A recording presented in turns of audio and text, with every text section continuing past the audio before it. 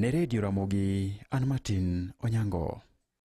Wadhi kaunti ma Migori kama waidono bila sub-county manyati ke ochako timo nonro ewi miruti moro ma osebed ka itiyo godo kar kunyo mula moro. Miruti no mabende ne oiki e kuoyo machiegni gi olalo ma osiri e Nyatike sub-county e kaunti ma Migori. Komanda mar obila e sub-county ma Nyatike Juma Londo owacho ni pok oyang malong'o ng'ama ne oiko miruti no kanyo kod gimomiyo ne otimo tim makamano.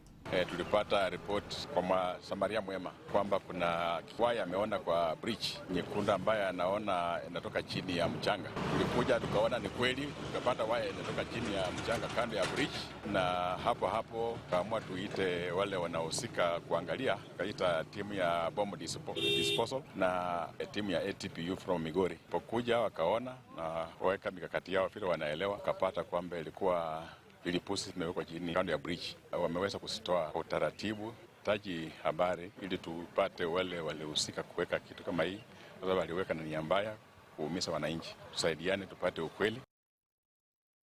Wach miruti no ne okelo buoka mang'eny kata mathoth ne jodak ma osiri. Chenro mag wuoth bende nobedo kod ng'ikruok e olalo no kuom seche 3 kane irito mondo mi obila ne ogol miruti no. Jodago kotenegi kod Jevans Omolo chwalo ng'ure wi rochruok mar arita kwe e gwenge makono. Ber mondo mi ng'ato kamoro to biro keto baruti kaeri mondo neg ji kaeri. Mokwongo ni daraja ni osekonyowa mang'eny. Daraja moro ni dwa ket kacha sirikal otamore kel. Marach ni mano oger 1930s ni. Ema pod konyowa. To thin bende. Koro komukore. Donge wadhi bedo gi sida. Aya baruti korigolo kama koro sirikal okasore golo kani. Baruti ni ok en baruti mwatiyogo ma kawaida. Makata gimbe giwacho. Manenore ni baruti ni wan kaeri gi weche ariyo. Nyaka bed ni en wachich ni nyaka bed ni en mar jo China moko mago pa. Bende koro gidwaro mondo mi obila otim nonro mapiyo ewi ng'ama ne oketo miruti no machiegni gi olalo no.